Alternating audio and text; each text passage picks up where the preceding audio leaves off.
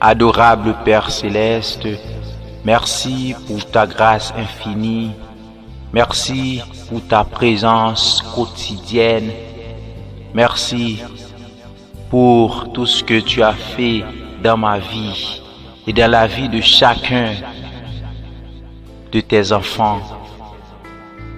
Tu es le Dieu exceptionnel, le Dieu grand et redoutable. Ton nom est élevé au plus haut des cieux. Tu es l'admirable, le Dieu d'éternité en éternité. En toi, tu possèdes toute la plénitude de la sagesse parfaite.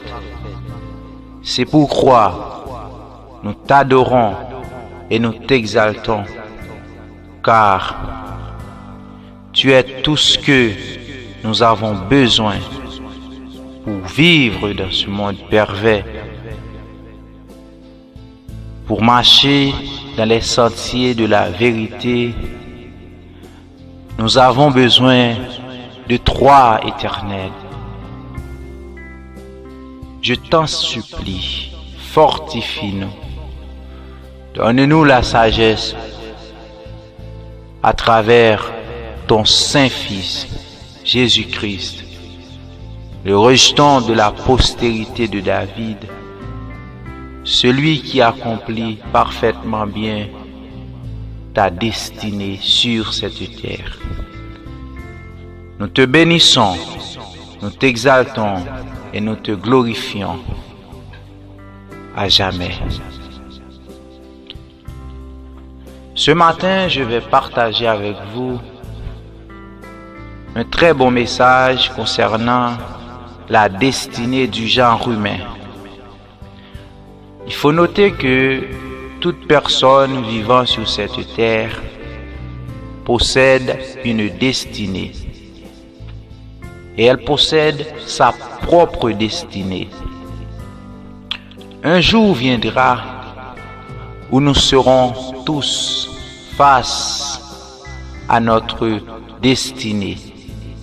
Que ça soit notre destinée éternelle après l'au-delà de la vie, que ça soit notre destinée pendant que nous sommes maintenant sur cette terre. Il faut noter que chacun doit entrer un jour dans sa destinée pour pouvoir contempler les choses qui ont été planifiées par le Dieu suprême et vrai dès la fondation de ce monde. Un jour, nous dirons au revoir à ce monde pervers, à ce monde de tourments, à ce monde qui est sur le point de s'écrouler. Nous devons rentrer dans notre destinée éternelle, dans la vie éternelle qui nous a été réservée par le sang de Jésus-Christ versé à la croix. Ce sang nous a donné accès au royaume éternel. Ce sang nous a donné le privilège d'entrer pour une seconde fois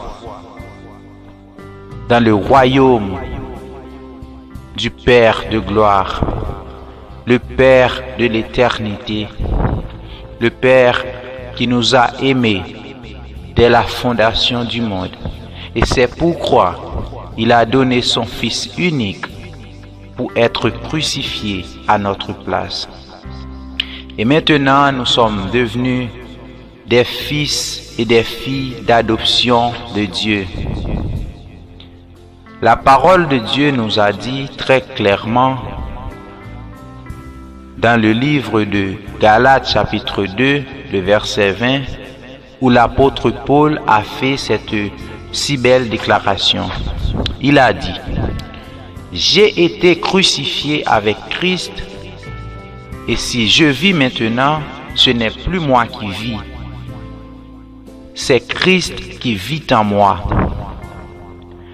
Si je vis maintenant dans la chair, je vis dans la foi au Fils de Dieu qui m'a aimé et qui s'est livré lui-même pour moi. Ce Fils de Dieu-là, c'est bien Jésus-Christ, le rocher des siècles, le lion de la tribu de Juda, le quatrième personnage dans la fournaise ardente, l'alpha et l'oméga, celui qui est, qui était et qui vient, le Tout-Puissant, l'admirable, le grand conseiller, la rose de Saron, le lit des vallées, le grand je suis sur le mont Sinaï.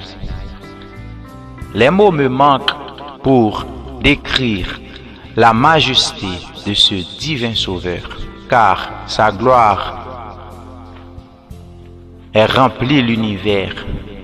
Il est le Dieu de toute éternité. En lui habite corporellement toute la plénitude de la sagesse de Dieu, toute la plénitude du Saint-Esprit. C'est ce Jésus-là que je suis en train de vous présenter aujourd'hui. Il a donné sa vie à notre place dans le but de nous emmener dans le royaume éternel de son Père. Nous étions tous morts en Adam, mais en Jésus-Christ, nous sommes devenus des enfants de Dieu. Il y a plusieurs façons que quelqu'un peut prétendre qu'il est en Dieu, soit par la chair, soit par la volonté de l'homme, soit par la volonté de la loi, et soit par la volonté de Dieu. Car Jésus-Christ était venu chez les siens, et les siens ne l'ont point reçu. Mais il a dit à tous ceux qui l'ont reçu, à ceux qui croient en son nom, Jésus-Christ, en tant que la parole de Dieu, lui a donné le pouvoir de devenir enfant de Dieu, lesquels sont nés non de la volonté de la chair, ni de la volonté de l'homme, non du sang, mais de la volonté parfaite de Dieu. C'est uniquement en cette façon-là que nous pouvons devenir des fils et des filles de Dieu. En donnant notre vie à Jésus-Christ, en confessant de notre bouche le Seigneur Jésus-Christ et en croyant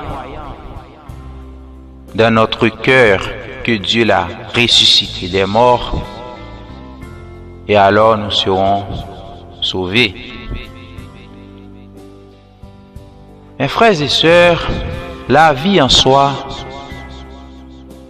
n'est pas difficile, mais la vie en dehors de la présence de Dieu est un tourment. La vie sans Jésus-Christ est une casse-tête. Vivre sans Jésus-Christ, c'est vivre en vain. Vivre sans Jésus-Christ est une perte de temps. Mourir sans Jésus-Christ sera un tourment éternel.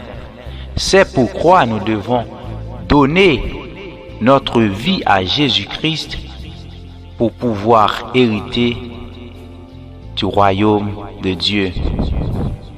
Jésus-Christ dira bientôt: venez, vous qui êtes bénis de mon Père, prenez possession du royaume qui vous a été préparé dès la fondation du monde. Jésus-Christ dira cette chose à ceux qui seront à sa droite, c'est-à-dire ceux qui auront fait sa volonté. Mais à ceux qui n'ont pas accepté la grâce, Jésus-Christ, en tant que roi, dira à ces gens-là: dehors, car vous n'avez pas accompli la volonté de mon Père. Mes chers amis, c'est une obligation de servir Dieu. Car après la mort, tout n'est pas fini. Les philosophes nous ont trompés. Car ils prétendent qu'après la mort, ce sera le néant. Mais la Bible déclare qu'après la mort, ce n'est pas le néant, mais après la mort vient le jugement. Car il est réservé aux hommes de mourir une seule fois, et après croix vient le jugement. Puisqu'après la mort vient le jugement, nous devons préparer l'avenir. Nous devons préparer notre destinée, car après cette vie, il y aura encore une autre vie, soit dans le paradis éternel, soit dans la géhenne de feu. À vous de choisir.